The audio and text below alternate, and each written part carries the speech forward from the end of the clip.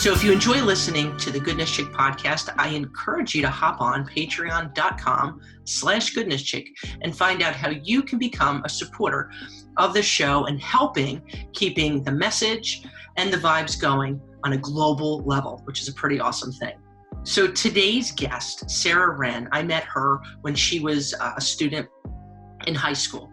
She really just kind of stood out from the crowd just with her passion for life, the humility she possessed, her desire to serve other people, and just being an all-around fantastic human being. Fast forward a number of years later, Sarah is currently teaching in Taiwan, where on every day she shares on social media the lessons she has learned from her students within the classroom, as well as the zest she has for life through daily treks she takes in her town, to road trips taking her from Indonesia, the Philippines, or wherever else. She doesn't talk about living. She chooses to live. And it's ever more the richer due to her passion to serve others. We choose how we react to different things in our life. We choose whether we allow ourselves, give ourselves permission to step forward and actually live. We can say we're all physically alive. Many people out there are not really living.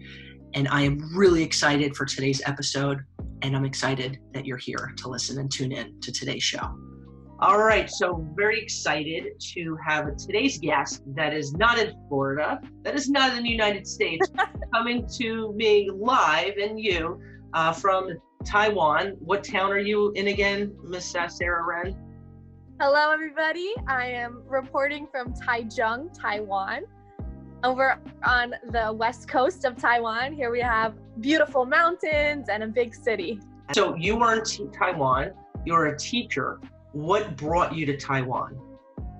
Yeah, so probably my whole life, I think when I was in 4th grade, I really wanted to do the Peace Corps. I had a teacher that talked about it, and I was like, that just sounds so amazing, going to another place and learning. That was when I was in 4th grade. And then in college, I was like, how can I be abroad? My sophomore year, I did a service trip to Nicaragua, and in a third world country, and that was just absolutely incredible and eye-opening and extremely humbling. And then after graduate school, I was continuing thinking, how can I teach abroad? I feel like that's just such a good tool for my toolkit and my school bag, you know, for my future students in classroom. So I was recommended, the Fulbright program was recommended to me. So right after college, I applied and I got in, and it was the wildest experience. I never thought of myself as a Fulbright scholar.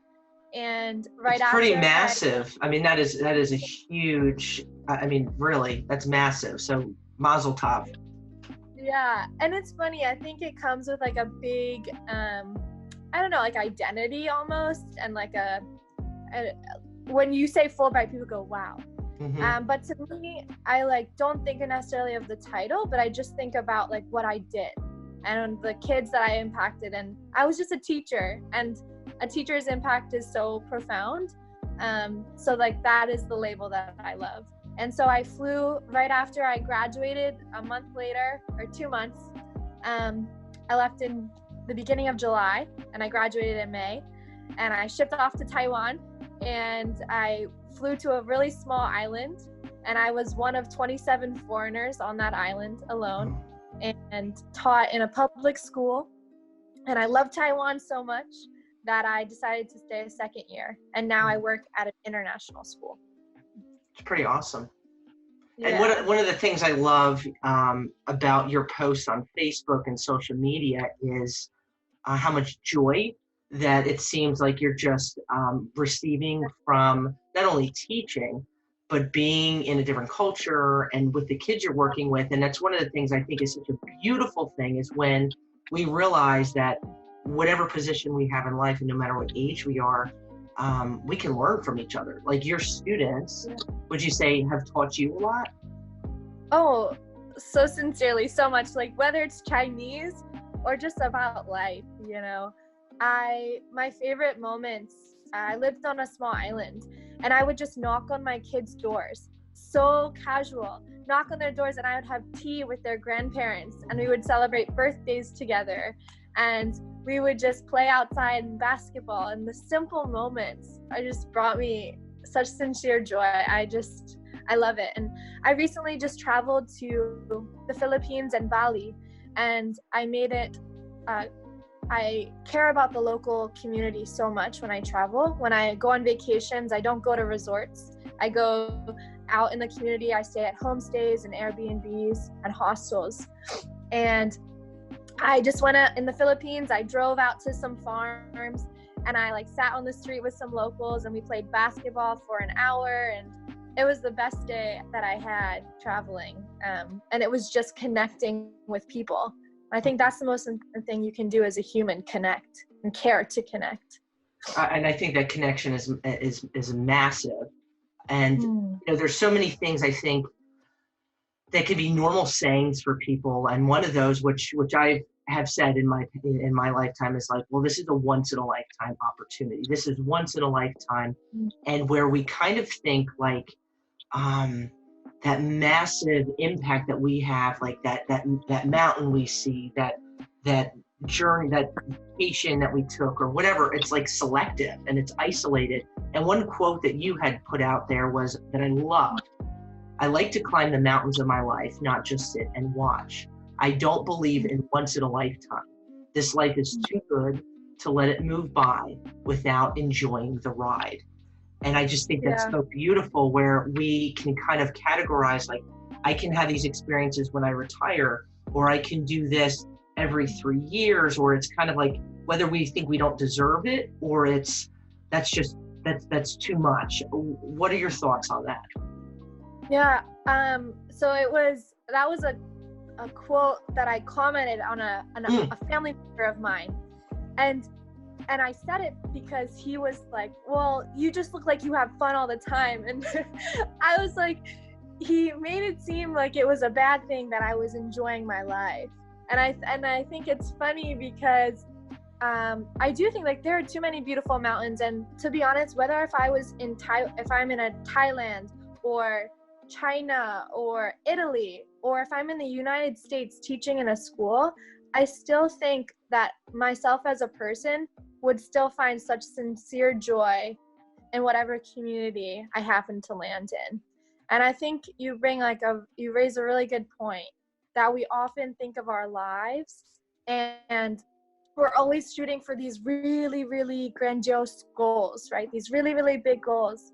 But sometimes we just need small steps, and just smiling to a stranger, or having a moment of kindness throughout your day, that can bring such sincere joy. You don't always need to climb a mountain, but you need to acknowledge its goodness and embrace the life and the breath that you have in your lungs, and how because it's a gift. And whether I was going to see you're whether it's Italy or Taiwan or South Jersey, it's a choice to make. There's people that would just look past beauty and let it slip through their fingertips just because they're preoccupied with things that truly are distraction.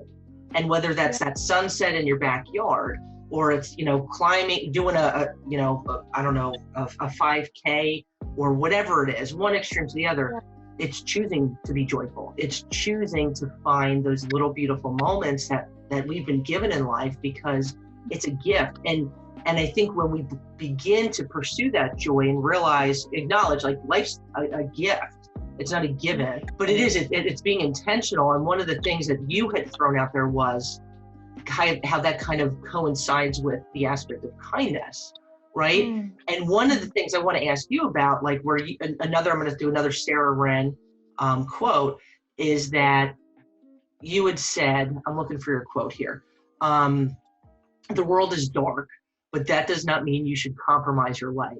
Let it shine, and may you may you be the strand and be the stitch on someone else's quilt that makes them believe in good. And I'm oh my gosh, that's so true, where it's this alignment that we have to make decisions in life. Part of that being you pursue joy, you pursue finding the value in beautiful things, even when it's hard to do that. And then on the other end of it, where does that kindness and compassion come in? So what say you about that? Yeah, I find that in our kindness, we make it seem like it's a hard thing. And it's sometimes really hard to choose right and doing right. But we also have this idea of service. It has to be through an organization, or it has to be like, to be kind, you need to pay a lot of money or do something really big. And it's not as big as that. And the joys in our life, like smiling at a stranger or seeing somebody with their head down and just going up to them and putting your hand on their shoulder, just saying, can I sit with you for a minute? And I would, if I can, talk about the man that I met. Please, yes, I was going to reference that, yeah. Yeah. So I live in a city right now, and Taiwan is very different from America. There are not so many people experiencing homelessness, but that doesn't mean it doesn't happen. And the city I live in, I scooter everywhere. And it's just such a big city, so it's really hard to get around if you don't have your own scooter. And one day a friend asked me to go to lunch with her, and I had so many things to do, but I was like, you know what, I felt called to go. And like talking about those callings and things is like deep down gut feelings. I listen to it as often as I can, and it usually ends up in a good place. I end up in a good place. So we walked by the train station, which I don't often go to. And there was a man sitting there, and I noticed everyone moving off of the sidewalk and away from him. Like the proximity of him was too much for the people to handle. And my eyes automatically went to his blackened feet. And they were just they were covered in soot, and they were broken and cracked. And my heart like just went to this man. And automatically, I just felt, I need to wash this man's feet. I have to do it. I have to touch him. I have to show him that I care and I see him. So I went to lunch with my friend, and I said, listen, I have to go and do something. I'll see you later. And I went immediately to the Watson's is our like convenience store. And I went there and I grabbed antibacterial wipes, snacks, and socks. And it cost me all of, I think, maybe $3 to $5. And I sat with this man, and in Chinese said, Ni hao ma, which is how are you? And then I asked like, what a kai, and I would sit down with him. And then I asked if I could shisha, which is wash his feet. And he said yes. And I looked him in the eye, and I sat with him. And even though my Chinese is not so good, it didn't matter. Yeah. You know? That's where words aren't even needed. Yeah. It mattered the person next to me. And a lot of people started to stop, which was incredible. It was, people were finally seeing people, and people were trying to connect. But in our lives, I think when we think about, that's like a good way to think about the joys in our life. We can just pass by and not even realize the human next to us, or not even realize the sunset or the sunrise in the morning, because we have to get from point A to B. I need to get from where I was to lunch, and I could have chose not to look around, but I did. And I think that man had so much just joy and warmth in his heart, as I hope as much as I did, just being with each other. And the whole way I cried walking back to my scooter, because I was just thinking what a vessel my body was for Christ in that moment, and how it wasn't necessarily me doing that, but it was the Lord. And it was me saying yes to Christian values. I don't think you need to be religious to be a good person. I don't think that you need to go to church every Sunday to be kind. But I think if you care about people, and if you say yes to people and what they need, and acknowledging that we need to connect with each other, then I think this world would be a nice, kinder place, and I think our quilts would be interwoven more.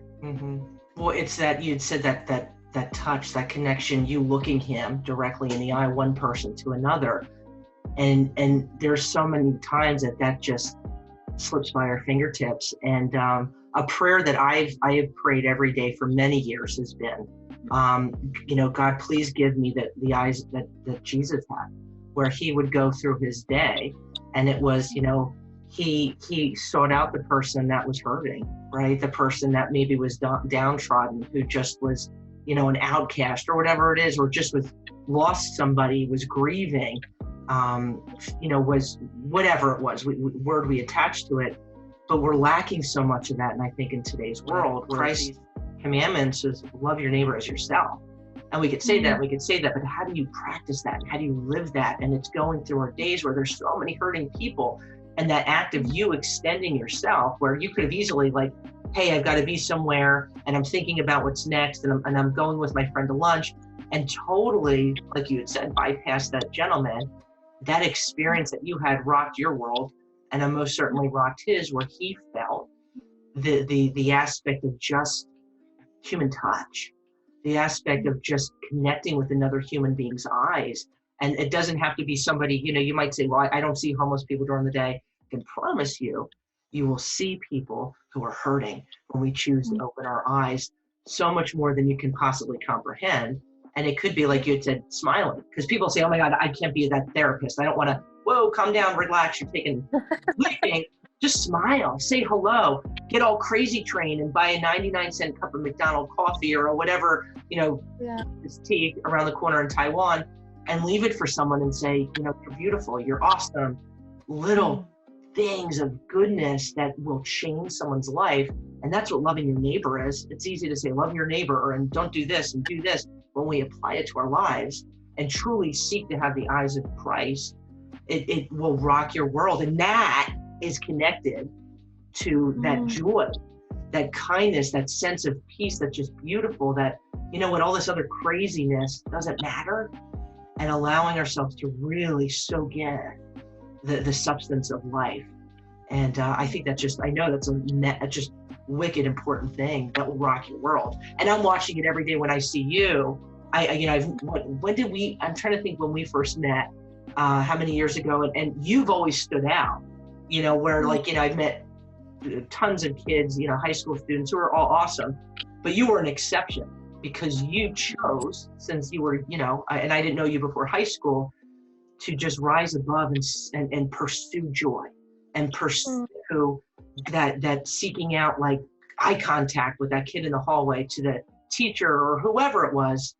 And it's that you've now are passing that baton to your students, and you're passing that baton to people, I mean, globally, with it's amazing, but it's a choice, because you could have easily, like in a poker game, folded, like, peace, you know, I don't want to do this, but you're pursuing it. And I think that's just such a fantastic thing to cling to. I know I'm going off here, and but you inspire me, Sarah Rand. I lift my cheers. Thank you so much. Cheers, baby. It's just and you know, it's hard for me to think of the opposite, like of not choosing kindness. It's just because I think my brain automatically goes, how is that person feeling? And like, what would I want if I was them? How I always am constantly thinking of putting myself in other people's shoes. And I think it doesn't have to be complex. It really doesn't. Just like you said, it's a smile, right? It's the eye contact. And I think that's genuine. I think a lot of us with social media is amazing, and I love it because I'm able to connect with so many people on it. However, there are these false realities, right? Or these false perception of life. But a lot of people look at me and they're like, you're just so genuine. Even like when you post something, it's just like a really genuine and raw piece. And I think if we stop fabricating our lives or our goodness and we just do it, we don't ask for the applause, and we just do it and we share it to inspire others, like this world would just be so much kinder, such a kinder place. And I find, so I teach second grade now, and every day I'm with my kids and I'm saying, was that a kind gesture? What does kindness mean? We have these thematic projects. I did this kindness rock project with my students last year, and I had them go out into the community and grab a rock And then we painted the rocks and we decorated them. And on one side, we wrote an English affirmation. You are kind, you are beautiful. And on the other side, they wrote the Chinese translation. Some of these kids who never like raised their hand to speak in my class, they wrote some of the most beautiful messages and words on these rocks. This one boy of mine, he was a little bit rowdy and he always had a hard time with the other teachers. On his rock, he said, "Do not be afraid. We are with you. Come on, we will carry you." And it was so beautiful. And then after they painted the rocks, I told them, go home and put it out into the community. And so the kids had the rocks, and I said, how does this feel when you pick up the rock? And on one side, you're learning English, but on the other side, you get affirmed. And the kids, they just took the project and totally sailed with it. And it was incredible. But that was a small way to not only show these kids what it means to be kind and how easy it can be, but to also, feel the empowerment to go out into the community and share with their parents and their moms and their dads and their uncles, what it means to be kind. And I think when we begin to encourage people about all these things we've talked about, we get filled and we get excited, and those people, it's a domino effect. Like that gentleman you talked about on the side of the road, how people's eyes, boom, began to be popped open, and they in turn began to look at things differently. And how crazy cool is that? South Jersey, and it's cool. South Jersey, represent. It's just it's so filling. And I think, I remember like leaving with that gentleman, and I mentioned that I was crying, but I was also thinking about, I could have all the money in the world and I could go anywhere, but like I felt more filled being with that man than I would have been jumping off a plane. Yeah. Like there's such a sense of joy and exuberance that fills your heart when you just selflessly served another person. Yeah. And that's something that is free.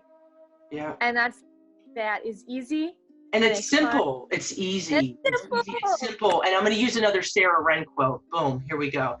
The problem with humanity is we keep chasing things, wanting bigger and better.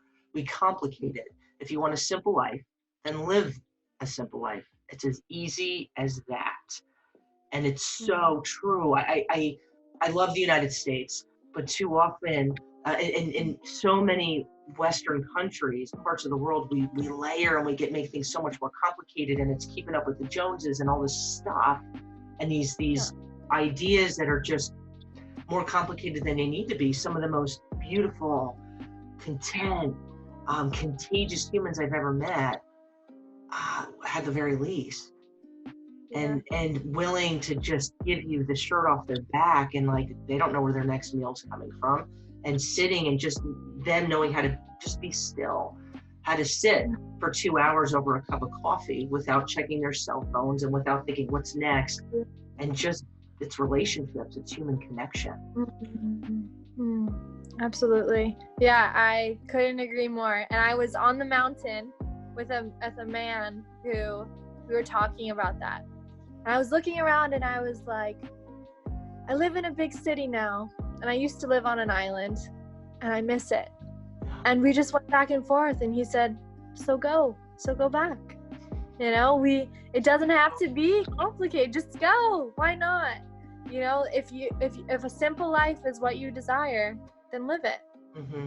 I think simple, although it can be, we're saying, oh my God, simple is easier to attain than we realize, but it's like simple makes life easier. It really does. I mean, we live in a really small apartment now, and it was really by choice. We're a block from the beach. We have a tenth of what we used to own a few years ago, and I will tell you, I'm so much more content, and I am continually seeking to have a mentality and a lifestyle that accommodates minimalism, because when we complicate it and when we just add crap that we don't need emotionally, mentally, physically, it wears us down. And so what I see you depicting on a daily basis is it's just inspiring. It's gnarly. And I say to you, you guys that are listening, soak it in. And no matter who you are and where you're listening to, as long as we're breathing, as long as there's a pulse, check that pulse, boom, it's there. There's always room for growth. There's always room for change. And if we maintain a sedentary state of mind, dangerous, nothing happens, and that's a bummer because we all have one life. And so with that, how are you going to choose to live it? Assuming and seeking the eyes of Christ, pursuing simplicity, enjoying and pursuing joy, or settling.